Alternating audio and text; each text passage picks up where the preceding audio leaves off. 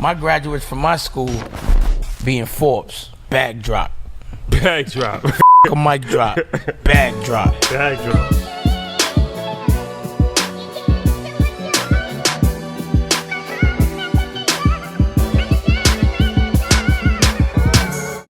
All right, guys, welcome back. EYL, this is going to be an exciting conversation that is perfect timing. Yeah. For everything that's going on right now. One thing we're Earn Your Leisure that we always stay up to date. We're not dinosaurs, we stay up to date. Keep our ear to the street. Yeah, you know? for sure.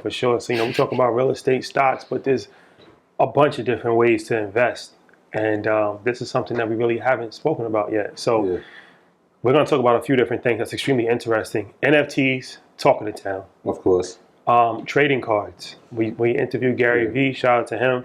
And he said that, he was the first person on Earn Your Leisure to speak about trading cards. We'll talk about some alternative investments and social media and a bunch of other stuff. Yeah, the best part about that is like sports also. We'll talk about like people who were doing that from a certain generation that we're from. We were doing that for fun, and now we can actually go back in the archives and potentially have some money in it. Yeah. Yep. So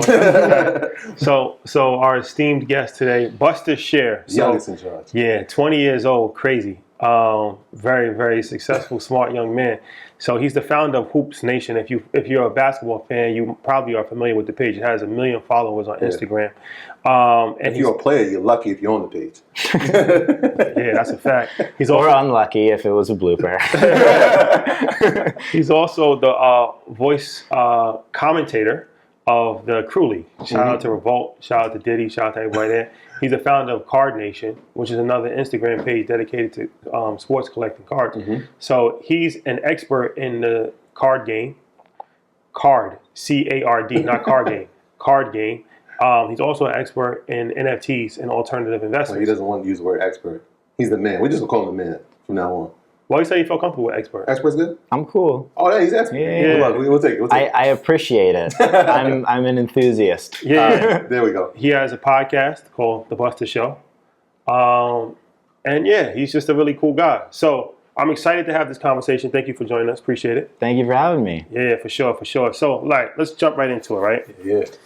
Let's jump right into it. At what point, you're 20 years old. So at what point do you realize like this sports card thing is actually something that is more than just a hobby, but it's actually a business? Right. So when I was 14 years old, I had just started blogging on Facebook, started, figuring out what I wanted to do, what I cared about, really just did it for fun. I had started a basketball page talking about fantasy basketball because ESPN talked a lot about fantasy football, but they didn't talk at all about fantasy basketball. So I decided that, 14-year-old naive me would just go out there and try that. So about that same time, I started, going to these sports card shows. I collected cards, but I collected them. I wasn't looking at it as an investment. I wasn't looking at anything as an investment. I was just like, these are super cool. They make me happy. Let me follow that. And that's how I approach everything. And are these the cards? Because I used to collect cards when I was a little kid. But like when I had the like Latrell Sprewell card, and then it was like for 98, and it had like average 21 points a game. That is because I've been out the card game for a long period of time. So is that still how it works, where you have the player's stats on the back of it, or is it different? It depends on the card, but a lot of the base cards will have the statistics on the back. But yeah, so in 2014, I decided to go a little bit heavier in it, and I would go to these sports card shows, and I would buy players that, I thought would improve. A good example that I can give, and I made a lot of mistakes, but one mistake that I did not make was I bought Giannis Prism rookie cards in 2014 for $1. They cost $1 at the time. He was this, young Greek player who wasn't very good. He averaged 6 points per game his rookie season. I actually didn't buy them because I thought he was good. I bought them because his last name looked really funny on the jersey. And the Kubo. So you said a Prism card? Yeah. So what's that? Prism is one of the biggest basketball products and products across sports made by a company called Panini. And that's often where it's the mid-tier for a good rookie card. So an example that I can give, a Luka Doncic out of 2018 Prism in PSA 10 condition, and cards are graded on a 1 to 10 scale by a company called PSA and then another company called BGS, otherwise known as Beckett, and you probably have heard of like the Beckett magazines that used to have the card values and stuff like that. But a Luka Doncic PSA 10 rookie is about $1,200 to $1,500 as of recording this. And you pull that out of a pack that at the time it released was, $20 or $30. But way back in the day, in 2014 when I got into it, you could buy an entire, relatively speaking, I know. Mm. In terms of my life, that's like 40% back. I saw that Instagram that you did about that. That was interesting. About time. You're 10 years old, it's 10%, 1 year, it's 10%. We have to talk about that. Yeah, we definitely but gotta talk there's a lot here. But that Giannis Prism rookie card that you could have bought all day for $1 in PSA 10 condition now is between $3,000 and $5,000. But how much did you paid the $1 for the Giannis? You said? Yeah, I got it. How much is it now? In PSA 10, it's about $4,000. So it went from $1 to $4,000. We can't just breeze over that. Yeah, that's like how the hell did that happen? Yeah, exactly. That's the crazy part, because way back when I was collecting cards, it was you buy the pack, right? And hopefully you get lucky inside the pack and one of those cards are in it. So what you're saying is not that you bought the singular card by itself. Obviously somebody had taken it out the pack and put these limited edition cards to the side. Right. Okay. So buying a pack is just straight up gambling. I mean, there's no difference between that and, buying a raffle ticket or something like that. It's the exact same thing. Yeah. You buy a pack, people buy boxes for $3,000 and get nothing out of it. I'd rather take that $3,000, go buy LeBron, a Kobe, a Curry, a Durant. So that was my approach from the beginning. It's like that golden ticket strategy. Hopefully we find the golden ticket inside. Right, Okay, exactly. But you can go out and buy singles, and that's really where the bigger market is for people who are investing. And people will buy cards that are raw, which is ungraded, and then more for higher prices, graded. Gotcha. So let's break this down. How did this card go from $1 to $4,000 in how many years? 4 years? 6 years? 6, 7 years. 6, 7 years. Well, a lot of things happened between that time with him. Right? Well, I'm just saying the inner workings. I know obviously he became. So I can give 10 examples like that. Yeah. People what's the inner workings of I'm trying to compare it to stock. We know that Giannis became Giannis. That's obvious. But what was it? A shortage of cards? So I'll give a different example to and analyze the last 2 years in sports cards. In 2018, you could buy a LeBron James PSA 10 Chrome rookie for $1,000. Now it's over $35,000, and they've sold for as much as $50,000. And this is the base card. So what happened in the last 2 years? LeBron didn't. Yeah, he's LeBron. Yeah, he was LeBron in 2018. Right. He's LeBron now. Right. Yeah. That's a fact. It's not like comparing Giannis in 2013 to Giannis in 2021. That was part industry explosion, part Giannis explosion, combination of the two if he wins a championship. So expectations and people betting on that. But LeBron. Essentially, what happened was a lot of really big people in the industry that were into it and that believed in it started talking about it. And that's how everything starts. I'm sure that's how cryptocurrency first began, and it's what made one crypto better than another and ended up rising Bitcoin and Ethereum to the top. But for sports cards, it was a very similar thing. It was people talking under the scenes, people getting back into it, seeing some price increases from 2016 to 2018. And there are ebbs and flows. Like sports cards were huge in the 1980s. And then the companies screwed it up in the 1990s because what they did was they saw how much people cared and they were like, all right, let's maximize our profits. So they just printed tons of everything and didn't follow any collectability principles, which are, make sure that the demand outweighs the supply. There was a point in the 90s where the supply outweighed the demand by multiples of 10.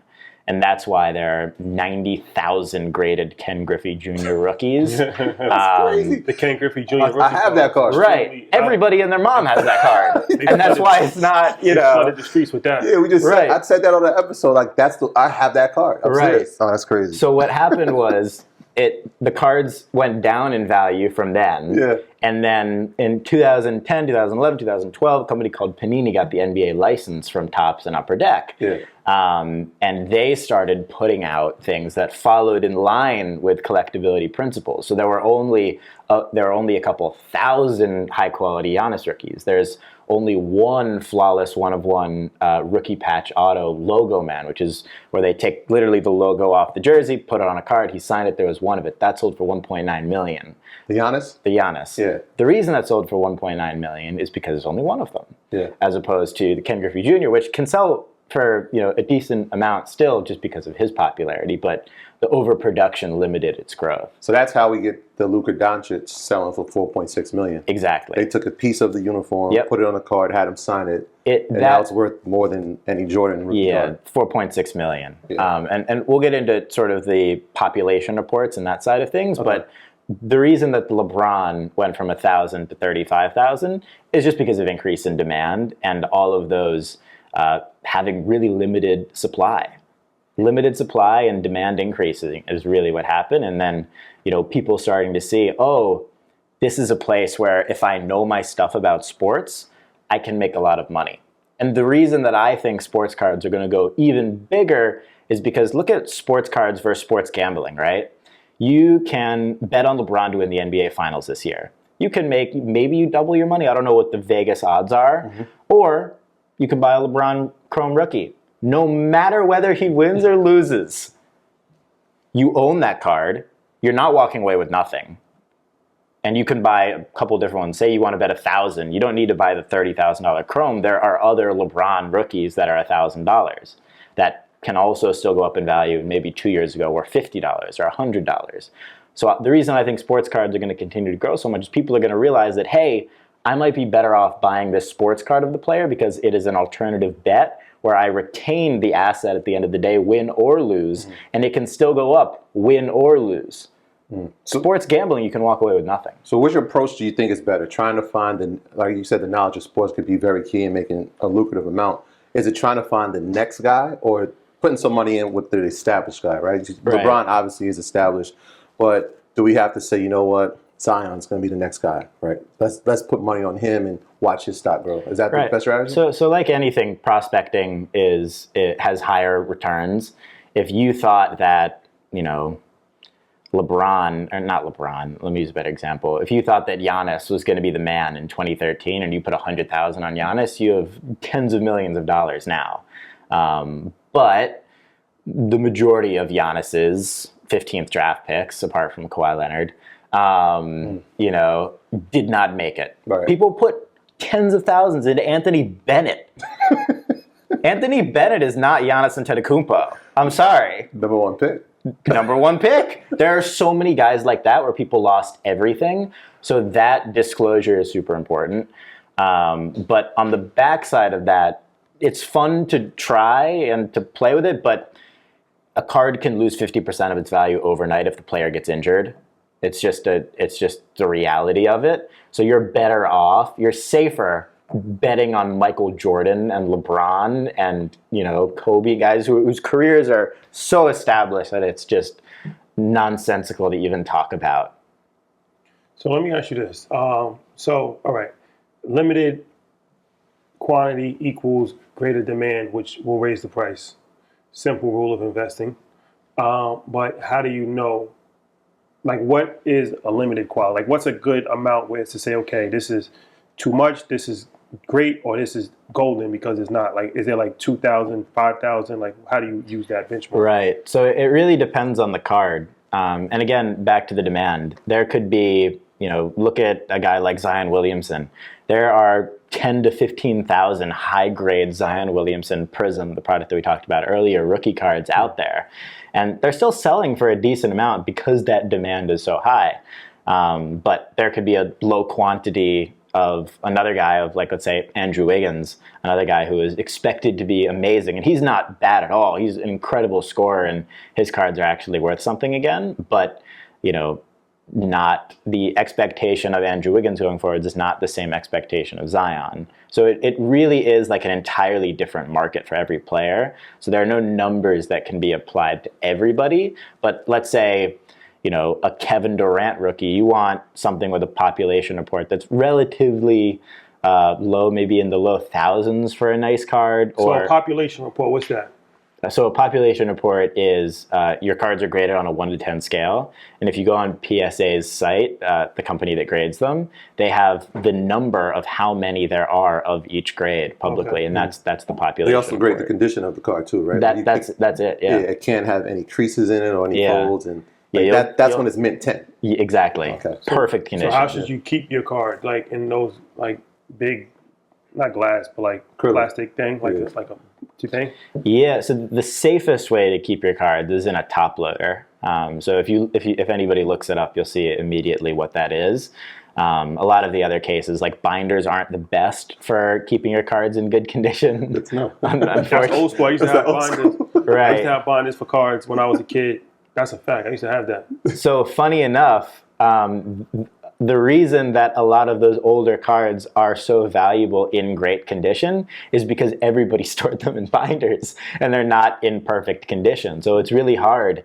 There are tens of thousands of graded Michael Jordan rookies, but they're only 330 PSA 10s, and that's why they're over $400,000. So somebody knew where to put them. They stored them somewhere other than the binder. Or they just got lucky. Like, that's often what it is. Or they are paying insane premiums to open the box now, doing that gambling approach and maybe pulling one fresh out of a pack. Yeah, I asked that because that was going to be the strategy. I remember, like, my friend had enough money that he would just buy the box. Right. And he would buy, like, his parents would buy him 3 boxes, and we would buy him packs every week. And it was just like, he had the whole set before we can get, like, a page. I'm just like, this ain't fair.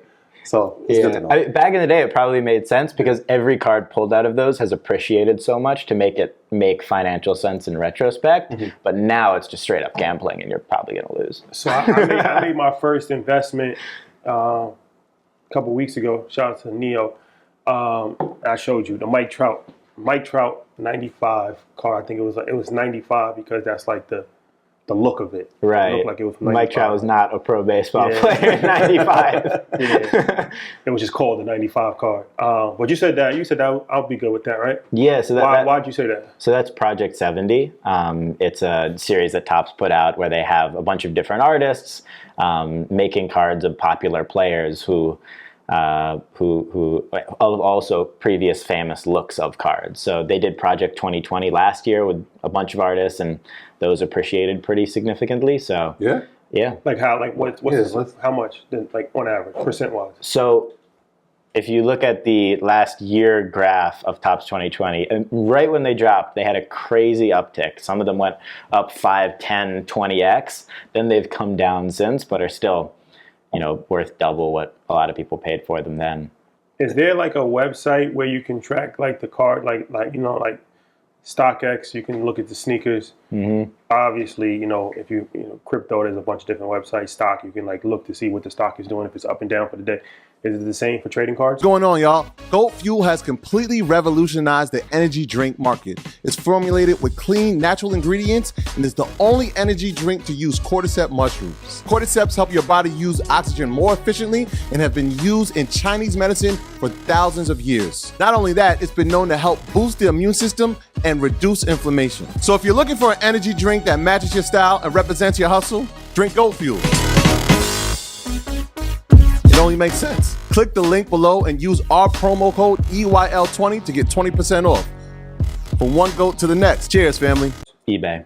eBay? If you go on eBay, type in whatever card you have, click settings, go to sold listings. You can see what every card is sold for ever.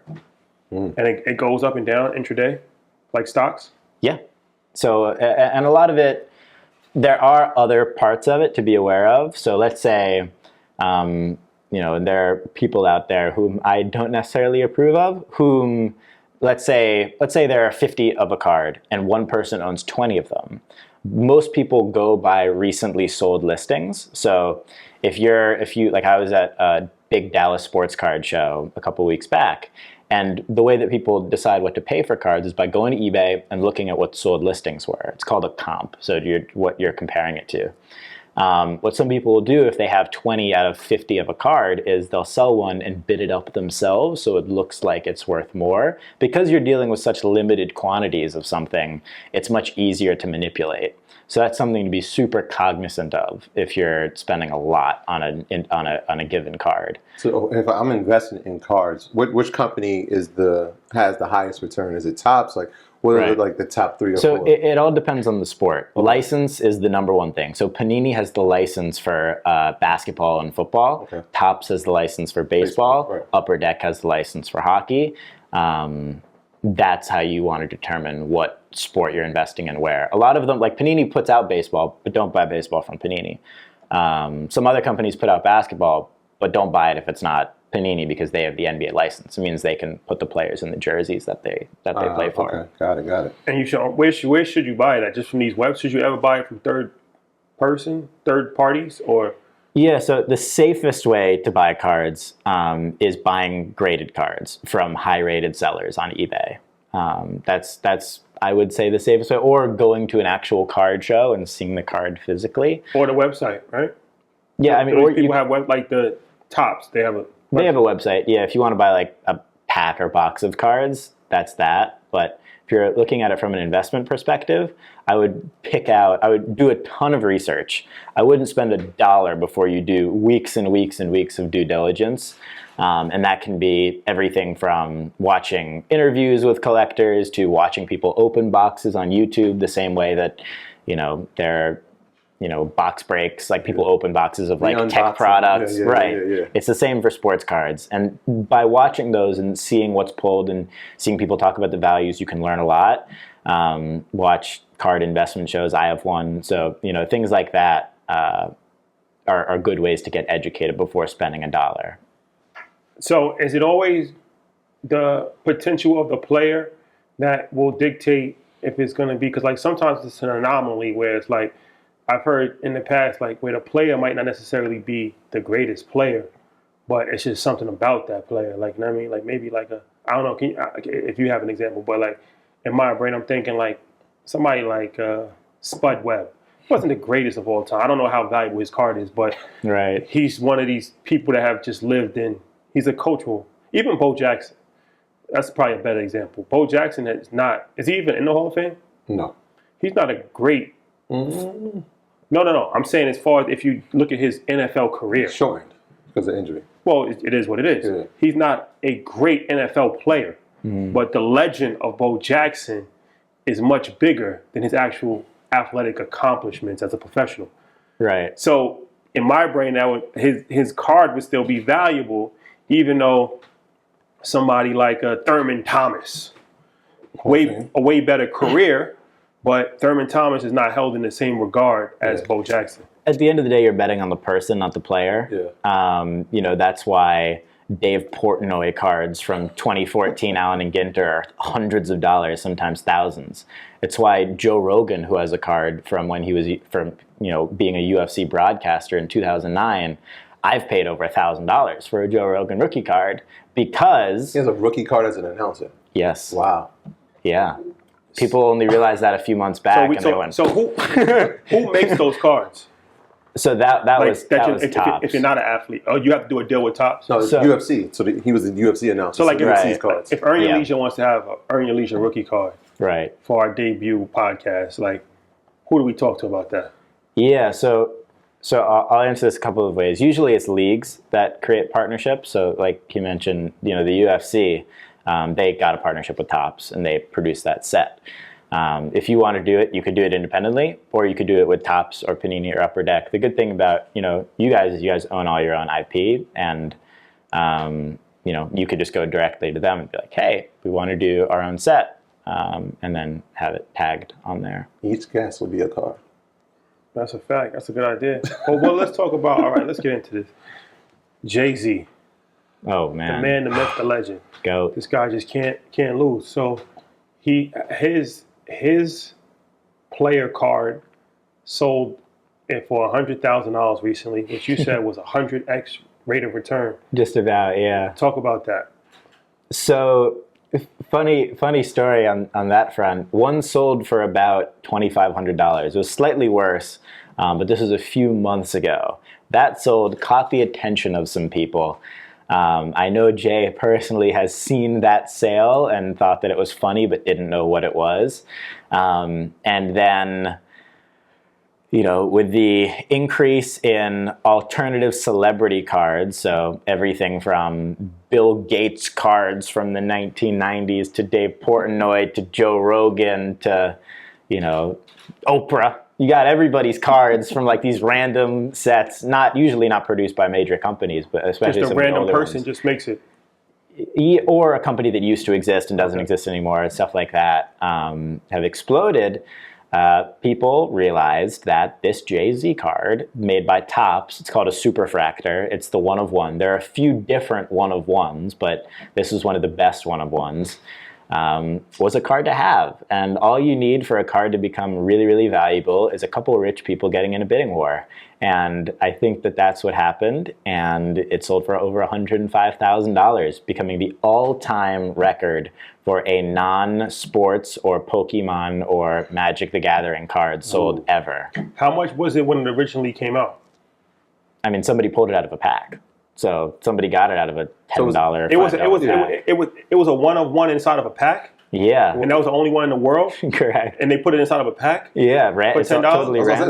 It's a golden ticket. But what kind of pack is it? Is it a pack of just random celebrities that have cards? Like, Right, so that, I believe that was a baseball set that they had just shoved it in. Sometimes they'll do that. So like in 2008, Topps put presidents. They put Barack Obama's rookie card, which is now thousands of dollars as well. But they put that in a baseball set in Series 1 of 2008 Topps Baseball. Yeah. And people just randomly got them. That's sort of the betting side of it. So yes, in theory, you can have incredible returns, just like you can, you know, buying a lottery ticket. There's no difference. You're not going to win. That's crazy. Except for when you do. Jay makes nothing from the sale of it. Correct. It's not like an NFT where you get perpetual 20%. What is he laughing at? What the hell is this? Well, we're going to have this NFT conversation. Well, before we go there, let's transition to NFTs. And the perfect transition, I think, is NBA Top Shot. Something I've been hearing about a lot recently. What is NBA Top Shot? NBA Top Shot is a licensed blockchain platform where they take highlights and turn them into NFTs. But it's not decentralized. It's super centralized on NBATopShot.com. It's not like other NFTs, you can transfer it from platform to platform. Top Shot is confined to this one. So they created a centralized licensed platform to sell NBA highlights as NFTs. And some have gone from thousands to hundreds of thousands. Yeah, I'm still like baffled by some of them. I watched a Kyrie Irving layup from the Celtics that was selling for $95,000. How do we determine the value on these things? The value of anything is what somebody's willing to pay. That's a fact. But for Top Shot, so a lot of the ones that are selling for a lot are from Series 1. So they put it out in series. Series 1 for Top Shot is more limited quantity. It was before it was popular. And that's how a lot of these things are. The second something gets popular, it's now a new market value. Bitcoin is super popular. That's why it's $60,000 a coin. Top Shot is now super popular. That's why some of those Series 1s are selling for $95,000, $100,000, $200,000, $300,000. Yeah.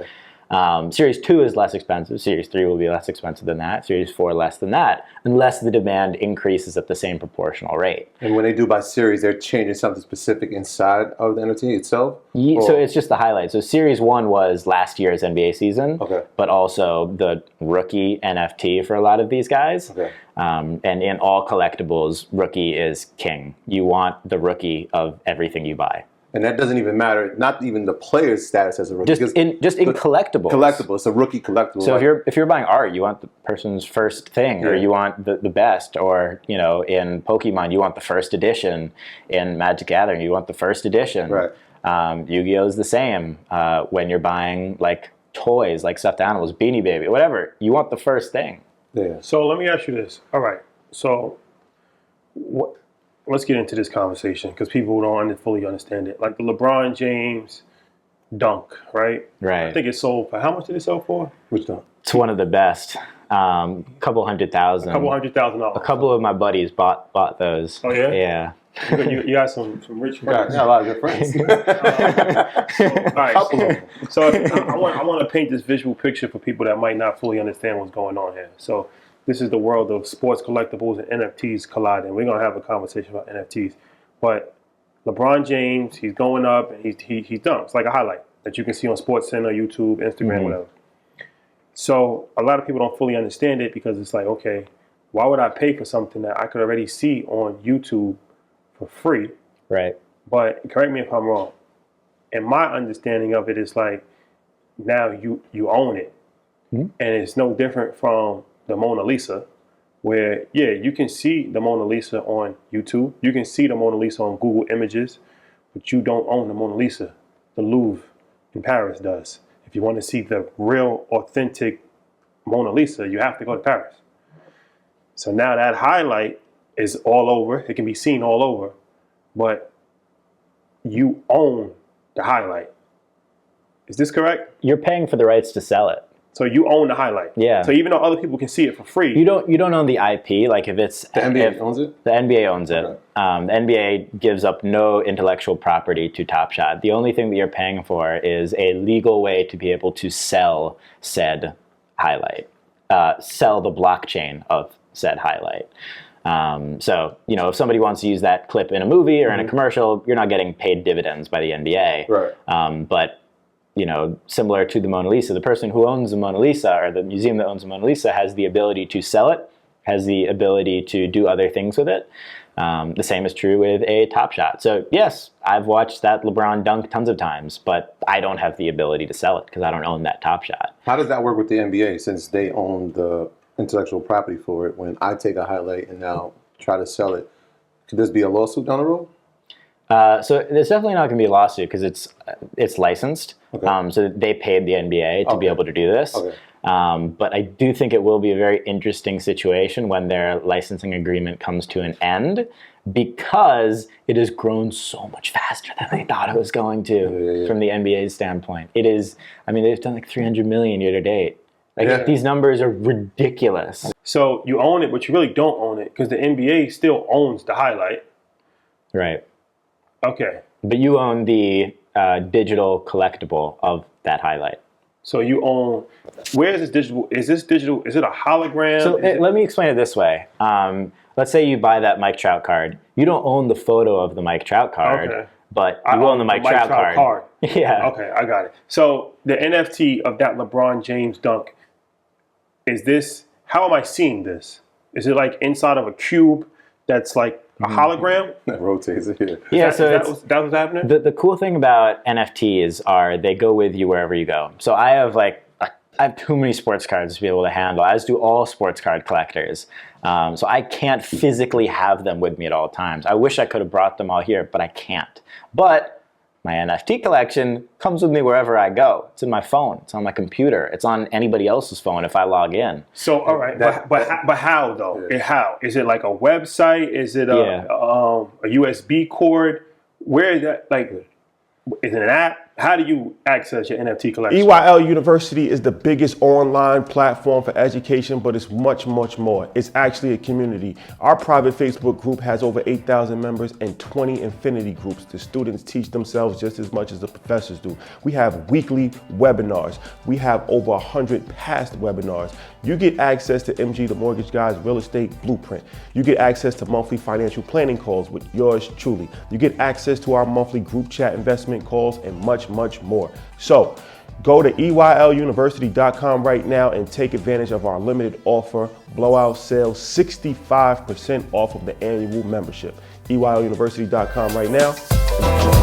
So for Top Shot, it's on NBATopShot.com. For other collectibles, some are on other platforms. I'm an advisor for a platform called Eternity, where we're producing authentic NFT collectibles for celebrities, partnering big celebrities with big artists. So we announced our Muhammad Ali collection with his foundation, and part of that goes to their charity. Fernando Tatis Jr. the other day, Tony Hawk last week. That's good. It's super exciting. Yeah.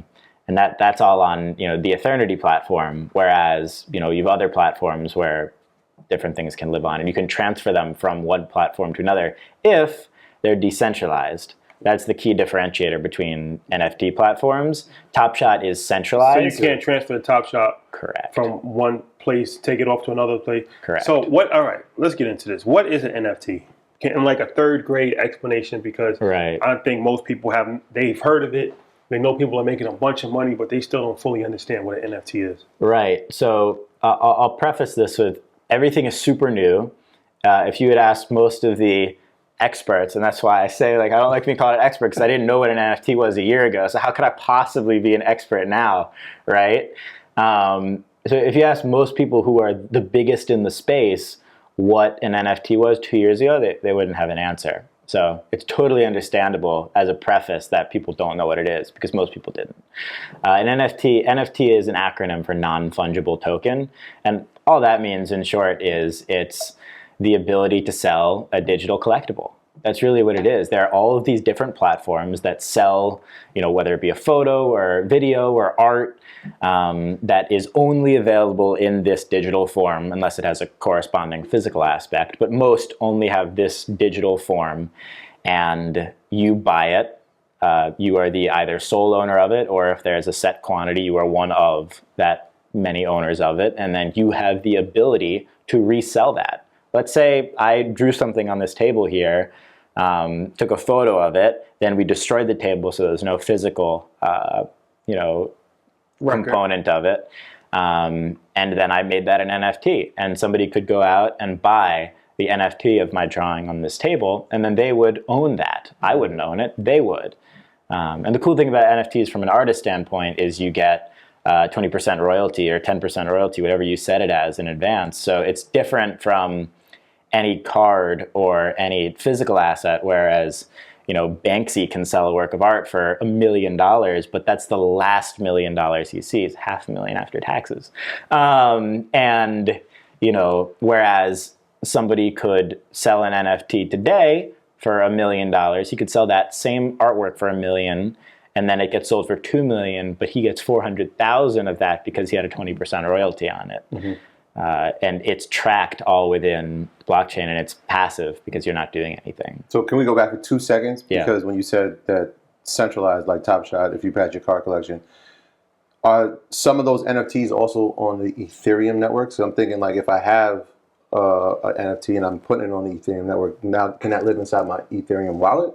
No, so Top Shot runs on something called Dapper, okay. Or their own coin, their own currency. It's not on Ethereum at all. It's crypto though, right?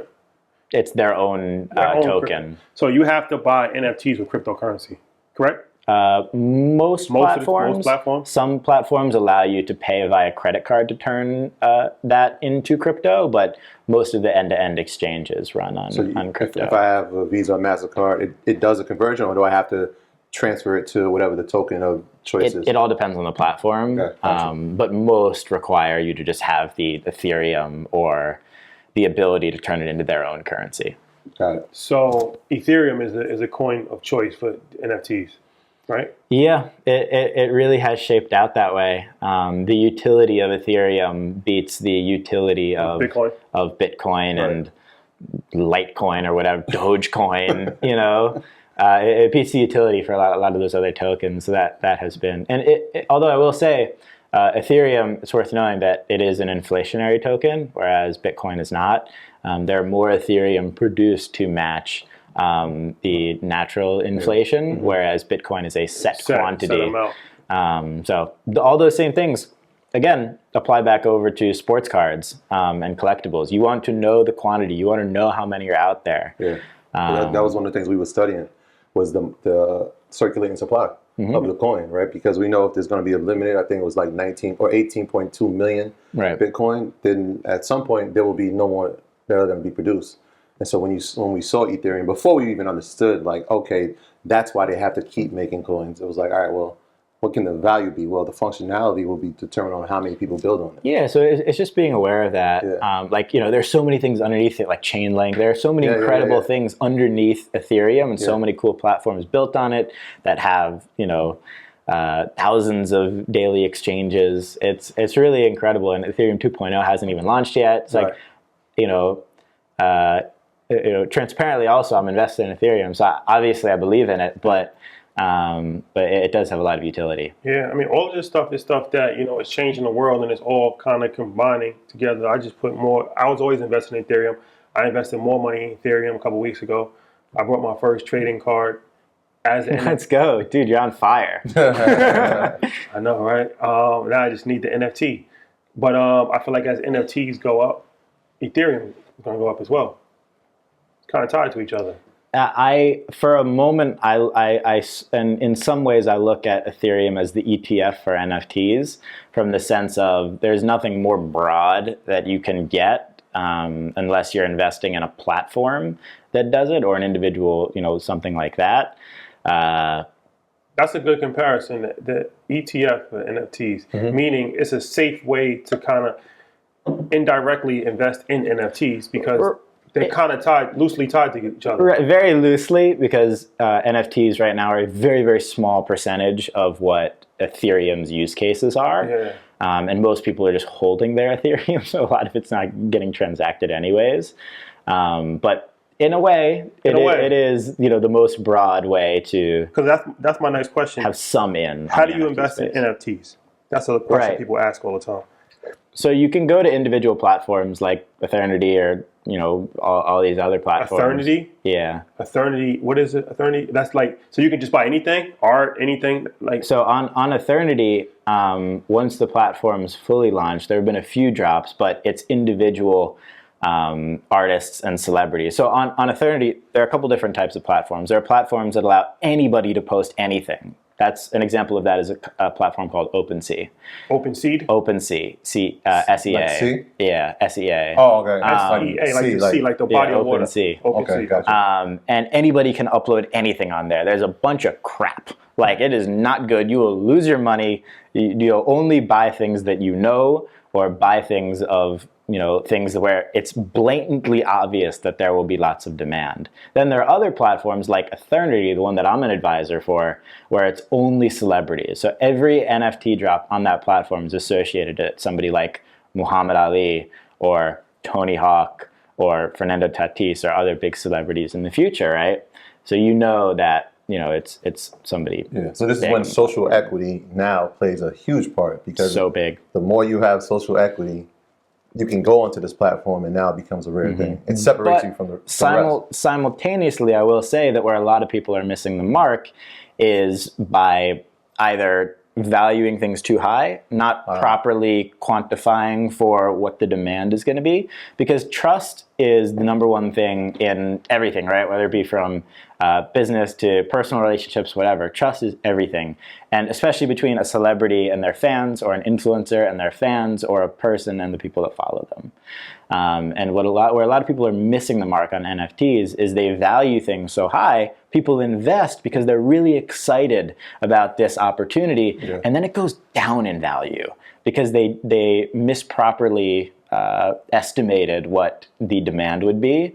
And then you're in a situation where people start saying, oh, I lost money on said person's drop, and that destroys consumer trust. So in your role as an advisor, you the person that's saying, like, this is the amount that we should have, the quantity, this is the price target we should have, and this is the commission you should put on this? Yeah, so that's one of the things that I help with. Okay. And I've helped get other people on the team who are even better at that than I am.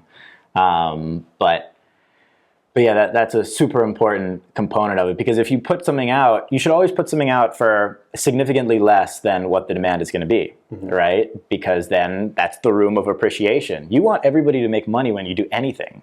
If I put out, if Virgil Abloh puts out a shoe for $5,000, I don't know if it's going to be worth more than $5,000, and then it's tricky to get people to buy it, and even if they buy it, then it's like there's no good vibes there. Whereas if he puts a shoe out for $400, and then people go buy it, it's a race to go buy it. Kanye is the GOAT of doing this with Yeezy, right? But just using Virgil as an example here, people go out and 5x their money on his sneakers, and then everybody loves Virgil. Like, this dude stands for appreciation on investment. You want to be that guy. You don't want to be the other guy. That's interesting. So you think that people are looking at, like, you think that Virgil and Kanye are thinking about that when they are dropping products, or even like Adidas or, you know, these type of brands where they're like thinking about the resale. They're thinking about the resale when they drop the retail. Because resale is what drives future buys. Resale is the reason that people buy the next product. Everybody's in it. Everybody's in life to make money for obvious reasons, for better or worse in different aspects. Sometimes they are, sometimes they're not. When they're buying Yeezys, either they're buying it to wear it and then they get that social status kick or bonus or ego flow or whatever, or they're in it to make money, or they just love it. And those people are great too. So the retail is being dictated by the resale. Yeah. Yeah, so it's like when he puts out volume 1, right? If you miss out on volume 1, you got it. Now you're making sure that you don't miss volume 2 because you don't want to miss on that. It's Bitcoin. It's all of this stuff. No, People but are even buying like, it. I mean that part, but I'm just saying as far as like, because like you said, they could probably charge more, but then it's like by charging more, you're actually hurting the resale, and the resale is actually helping the retail, because the demand is that I'm gonna buy this out the first day so I can resell it. So even though you're not getting profit on the resale, it's actually helping the retail because all the resale sellers are rushing. If you raise the prices, then that's gonna lower the demand for retail, resell sellers. Yeah. That's interesting. Everybody's got to make money. Yeah, I think Virgil's is probably even better. The sneakers were $160.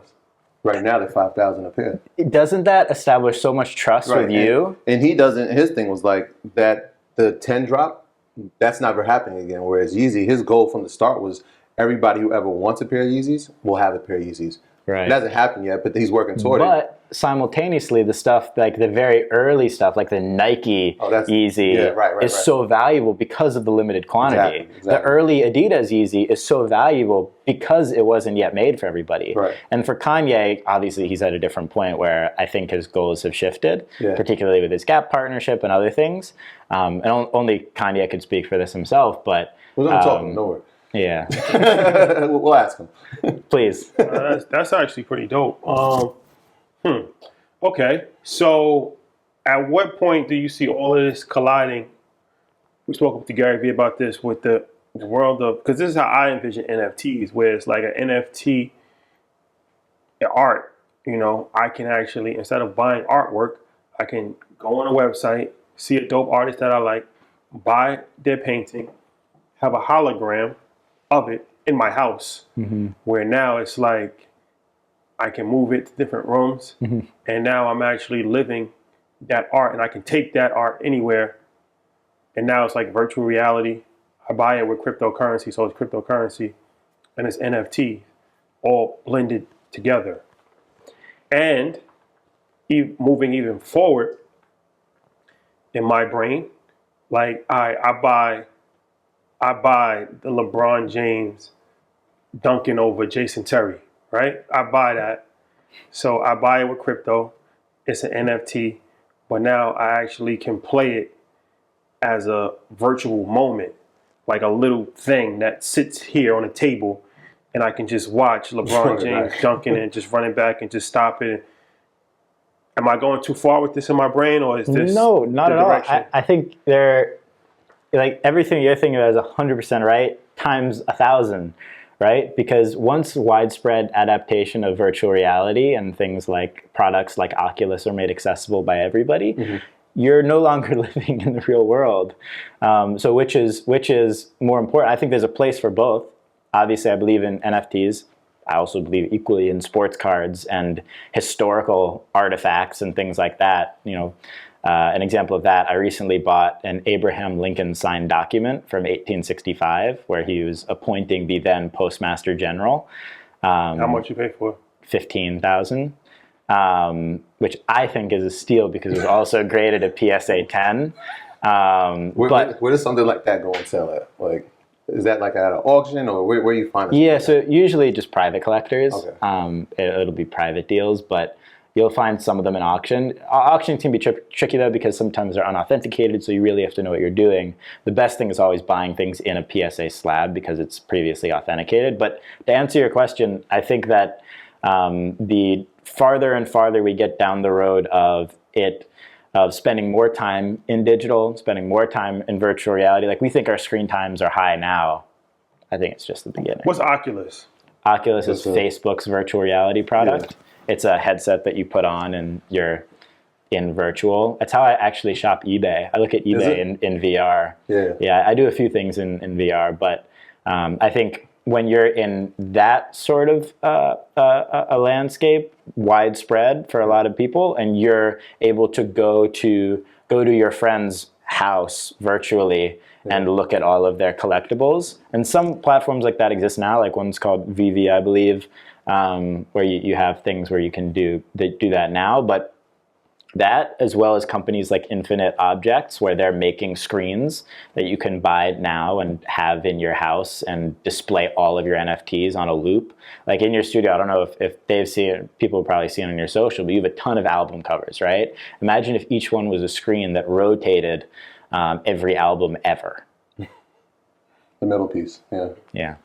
Oculus is pretty crazy. My brother he's been trying to put me onto this because of the exercise on it. Like the workouts are crazy. It's amazing. Yeah, he loves it. And so I think it'll be widespread when they can figure out to just make it a little bit smaller.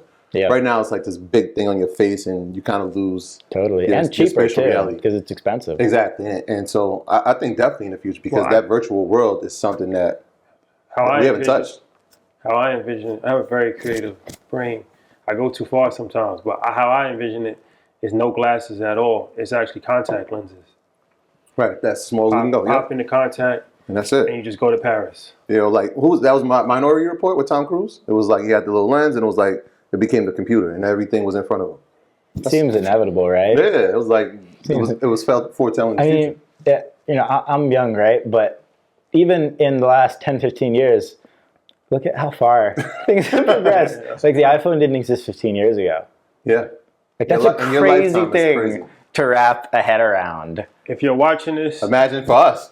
I can only. if you're watching this or you listen to this, screenshot it, take a picture, take a mental note. This is documented in history. So when it actually happens, 10 years from now, you can say that we were on the cutting edge of providing this insight. Because I feel like there's no way that the world doesn't move into this direction fully. Yeah. Because it's already headed in a direction. The rate of progression in society is only going faster and faster because of the ability to learn things. You have 2-year-olds that are using iPads with fluidity when 80 and 90-year-olds can't. The compounded version of that is people advancing everything at rates that have never been done before and increasing every year. So year over year, the rate of technology improving is only going to get faster and higher. So I'm with you guys. It's inevitable. I just thought about that. In your lifetime, like the iPhone didn't exist when you were born, but it's here now. Yeah. Like that's crazy. iPads didn't exist, but they're here now. It's been crazy 20 years. Let's talk some sports and your page. So you have an NBA page called Hoopsnation where you built it over 1 million followers. You had an interesting take on what the NBA versus other sports leagues. So the NBA is more friendly with their content for content creators. Because there's a lot of people that like your page. Shout out to what's the dude, Filet. Oh, yeah, he's awesome. The Filet dude. It's a bunch of people that have curated content around sports, but especially around NBA, and have become like celebrities on social media. So, what is the NBA doing that other sports leagues are not doing? So, funny enough, it's actually what they're not doing. The NFL will strike down people's content if they use NFL footage. The MLB will have pages deleted and wiped out because they're violating intellectual property. The NHL is the same way. Pretty much all soccer leagues are the same way worldwide. Whereas the NBA realized something really early. They realized, the same thing that maybe Kanye with Adidas realized, which was people talking about my thing is actually good for my thing. Why would I stop people from talking about it if it's not directly conflicting with our bottom line and our live TV viewership? So the NBA allowed micro communities to exist from the very beginning of the internet. And that has led to the NBA having 10 times as many followers as pretty much any other professional sports league themselves, not counting all the micro communities. So like Hoopsnation, has 5 million on TikTok and 1 million on Instagram and, 500,000 on Facebook and all these. that could have never existed without the NBA's IP policies, whereas their view is if it doesn't directly conflict with our live TV viewership or, our digital viewership on full games, it helps. So AKA, if you're not live streaming our games or playing full game highlights, you're helping us. It's no different from like when people like Shade Room, shout out to them, they hit us up today and they wanted to post a clip that we did with Jim Jones. And I'm like, sure, go ahead. Like, you know what I'm saying? They, like, we give you credit. I'm like, nah, go ahead. Because that only leads to us becoming bigger because they have a huge 26 million people on their Instagram page. Exactly. So people's going to see it. Why would you not want them to share? Like you said, as long as they're not taking the entire podcast and repurposing it. And running ads against it, right? I mean, the NBA content is more viewable. You can just tell if you look at all the sports and you look at the views for NBA highlights, it surpasses any other sport. But I think that's why. I think because of the policy, that's why. But it's also more programmed for it. Maybe football, but NBA. You can't see them. Well, you can still have highlights, but baseball, I mean, you hit a home run, okay. Defensive play. Mike Trout climbing the wall is pretty dope. But it's not as like Tatis jumping out. You see somebody getting dunked on. So that's how it doesn't even matter who it is. It's better visually to watch NBA highlights than other sports. The uniqueness of the NBA in contrast to other sports, you look at the NBA versus the NFL. NFL, you have 40 players, 50, 60 players on the field at the same time. They're all wearing helmets. You can't see their faces.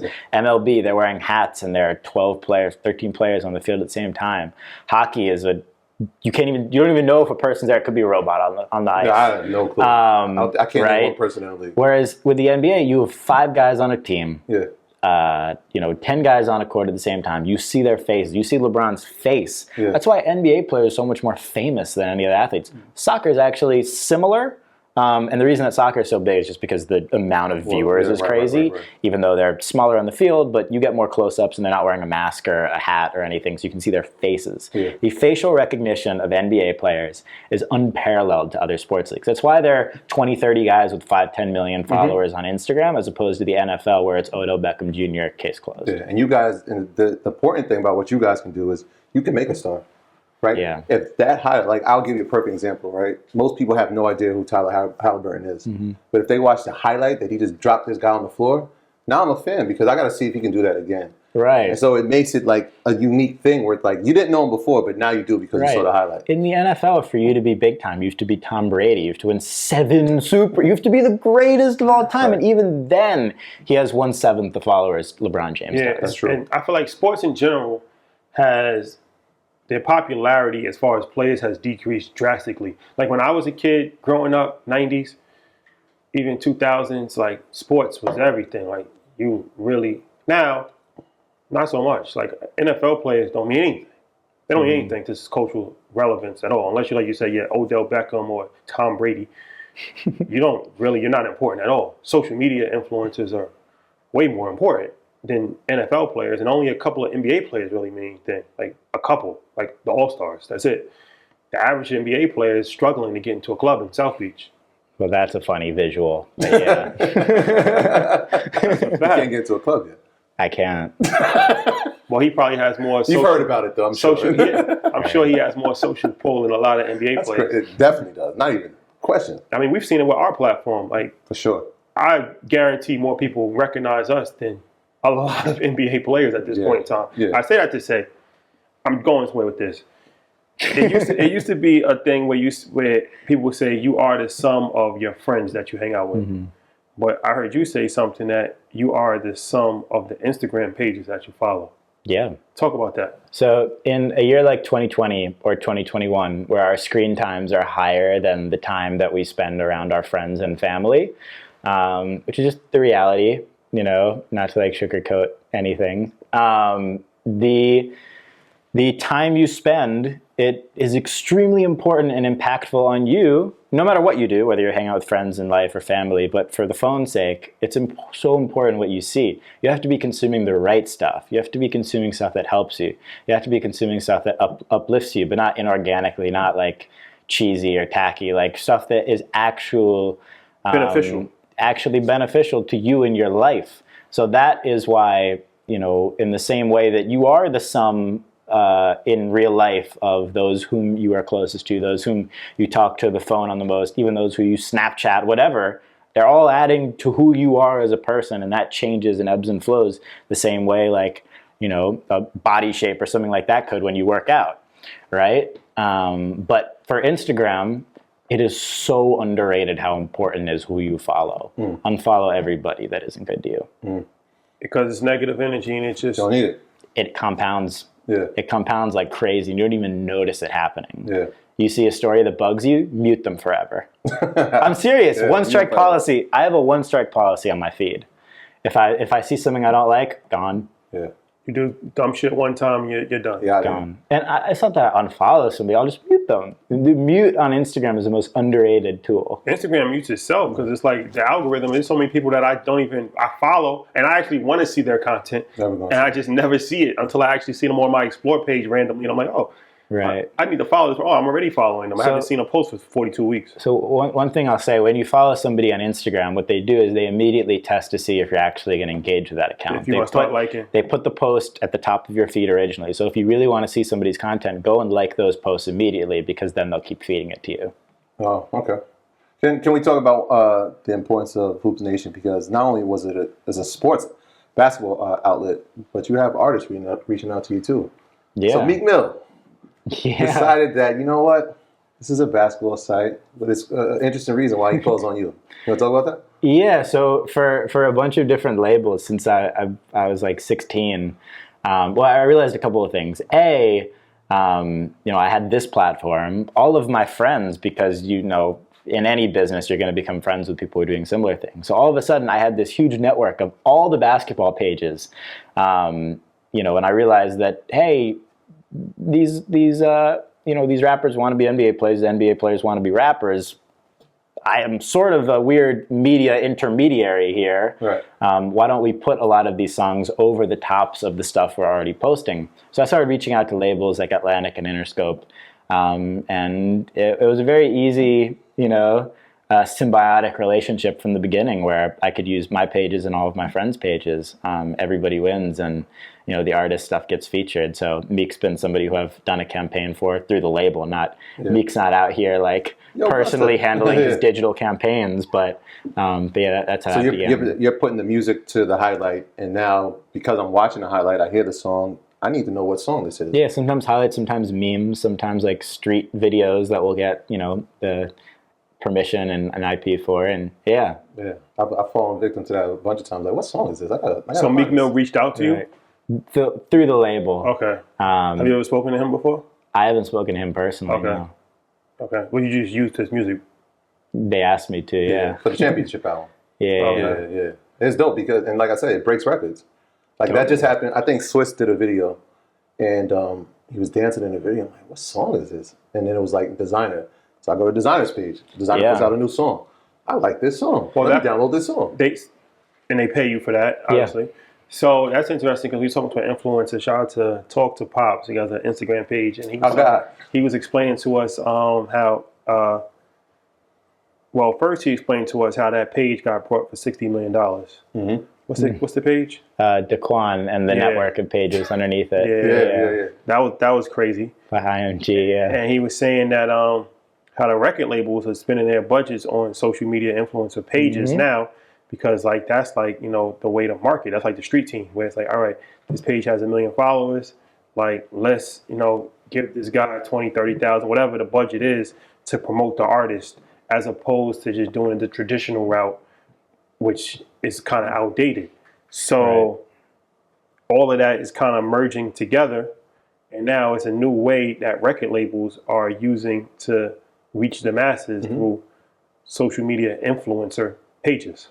The simplest way to put it is they realize that the CPM, so the cost per, you know, 1,000 and million views on platforms like TikTok and Instagram are 1/10 the cost of what they are on YouTube, or 100th of the cost of what they are on linear TV.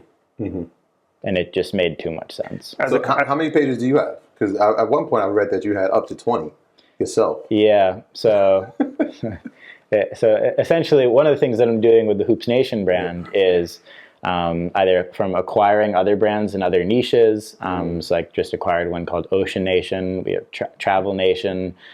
Cards Nation is a sports card subsidiary, and I have an alternative investment show underneath that. Hoopsnation on all platforms.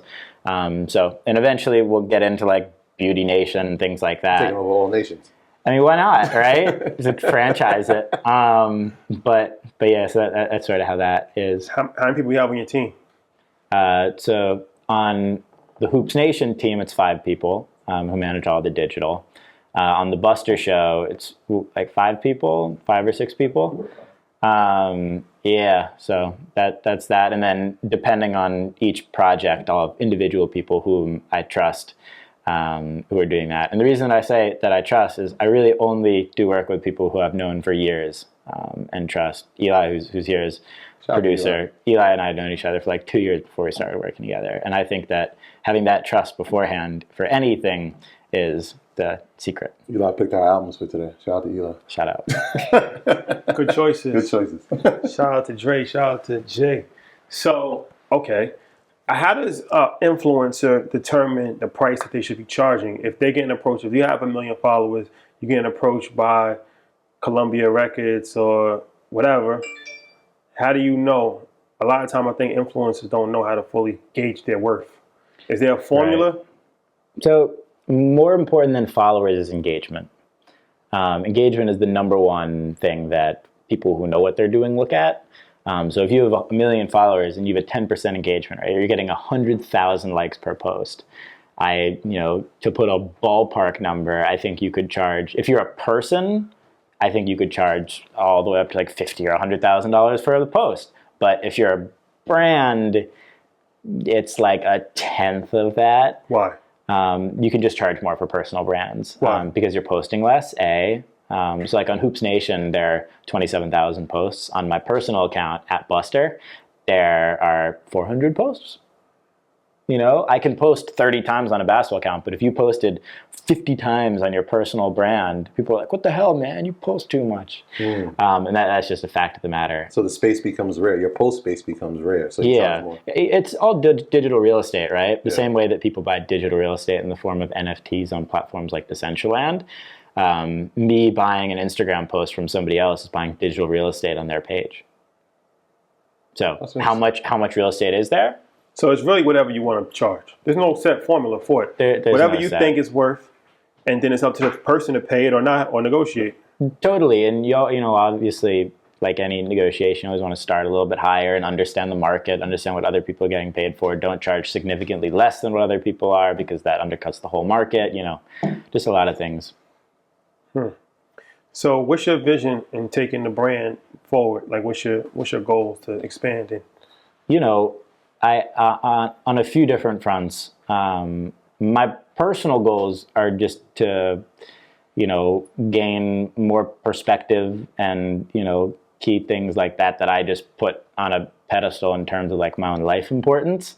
But from a business perspective, Hoopsnation, to scale it out into every industry, and that'll be fun and great. But on the podcast front, to be able to talk to, awesome people like yourselves and have cool conversations and build a catalog of fun IP that is passive and something that I enjoy, right? So I even looked at it from the very beginning. Like when I was 17 and decided I wasn't going to go to college, I decided that when I realized that, it wouldn't have done that much for me. Personally, it would have been a disservice because I was much better off getting experience and sort of doing my own thing since I had sort of started doing that by then.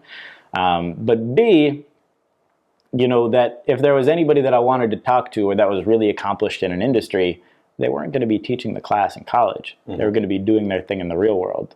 But if I had a podcast, I could get a one-on-one lesson where they thank me. How the hell does that work? That's the most insane free education ever, where other people benefit from it. This expert thanks me, and I'm just sitting here thanking them. It's the most symbiotic thing ever. And that's what made me realize how fun podcasts are. Yeah. You've been at this for a while. I don't think we even mentioned it, but you were like the best broadcaster in the country at 15 years old. Yeah, let's not overlook that. Yeah, it's like one of the fun things that I still do. Like obviously I do it for the Crew League, and I've done NBA games before. But yeah, that's like a side fun thing, really. But yeah, personally, just keep building and growing and learning and helping as many people as I can. So in the crew league, Yeah, you've seen a lot of athletes and a lot of entertainers. good and bad. Who's the best that you've seen play? Lil Durk crossed me up pretty hard one time. Lil Durk looks like Lil Durk, I seen him. He got He legs. can shoot. Nah, he's good. I saw his highlights. He's tough, right? We played together one time at Chris Brickley's gym, and I had to guard him. I will say, though, and I will hold him to this, that on a check ball, he pulled some Bush League plays on me. I'll break this down for you. He asked for the check, or I asked for the check, he gave it to me. Was it one-on-one? No, this was 5-on-5. Okay. Then he said, check again. Check West in the game and a few other people. He said, check again. Took it, ran down the other way. Chicago rules. Never forgive him. I'm just kidding. No, he's really, really good. Crossed me up bad. Yeah, no, I saw him. He's good. Who's on the other end? Oh. I mean, if you watch... I've seen the crew league, and I'm like, If you watched the Crew League Season 1, you will see that it's pretty evident that Kid Leroy and Lil Keed are not very capable on the basketball Kid Leroy? court. Yeah, he just put out a song with Bieber and Bieber's new album today. He's wildly talented, and he's young. He's younger than me. Okay. I think he's like 17 or 18. But basketball's not his thing. basketball's not his thing. I He recruited heavy, too. I don't know if you watched the episode. He recruited I heavy. really thought you were going to say Sway Lee because of the jump shot, but Dude, Sway Lee hit threes. I just don't know how it goes in when I watch it. I'm like, what? Neither did we. Neither did we. This guy's training. I follow this guy on Instagram, Shooter. The Lethal Shooter. Yeah, he's awesome. Shout out to him. And Chris Brickley, like he said. And Brick. Yeah, but Lethal Shooter That's specifically, different. he trains these guys. So it's weird because like he has these guys training. Like, why are they training? Is there something I'm missing? But like, no. They just like they running like suicides. Like because they want to play like ball. you see little Yachty like working on his form. J. Cole too.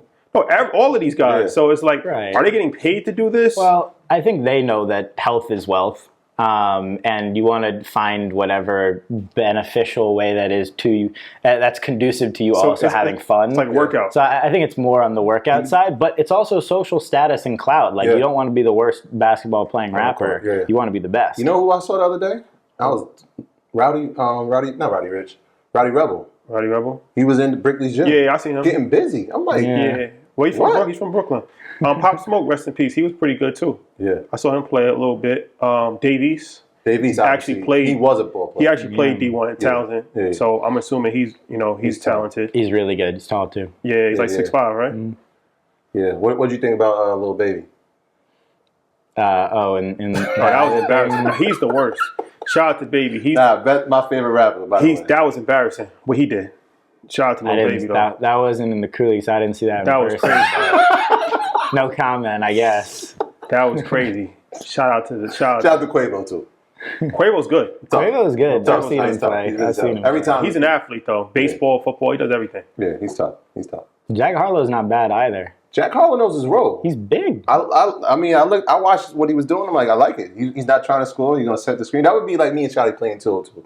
Gotcha. I'm gonna let him take every shot because he's a better shooter. That just But gave me an I'm- idea. I always get these ideas when I'm in these He's only in a conversations. 2-2 league?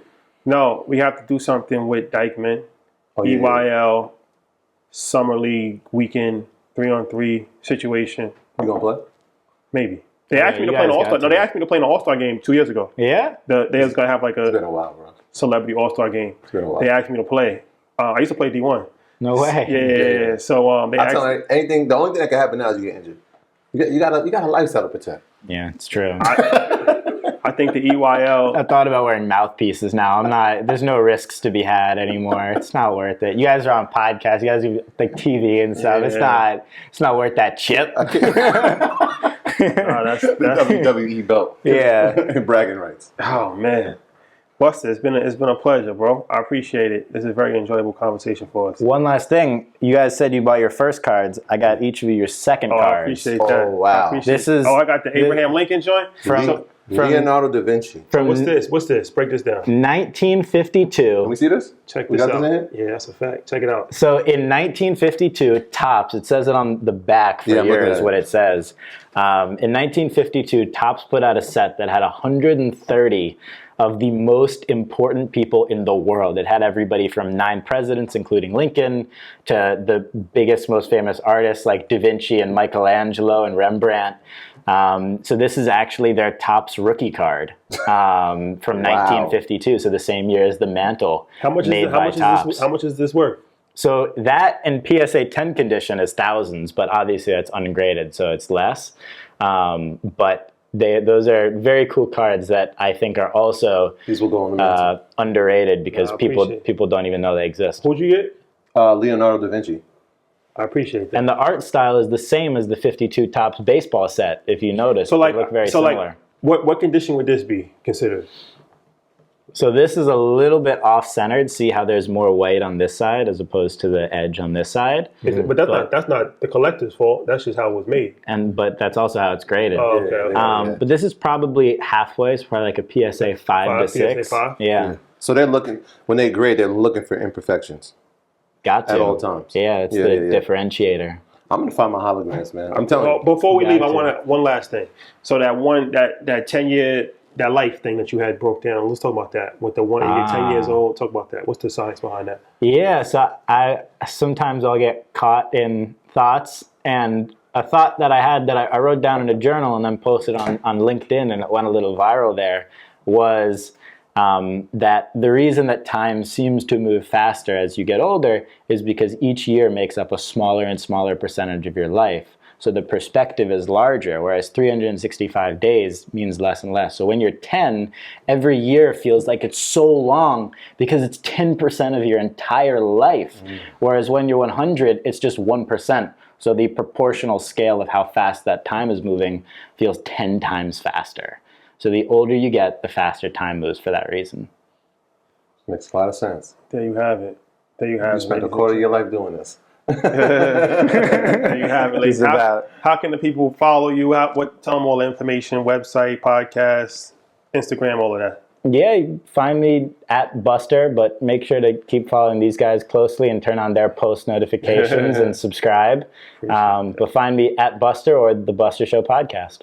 There you have it. Troy, Yeah, Who? housekeeping items. I thought you said hologram. That's all I can hear in my head now. I got to find my hologram. Yeah, Yeah, shout out to got everybody them. on patreon.com. That is our Proud to Pay program. Salute to all the earners that are on there that have access to EYL University, the #1 space for everything financial, entrepreneurship, and business. So we appreciate everybody that's on there and everybody that's supporting the merch. Shotty got a vintage. We're going to call that the vintage throwback.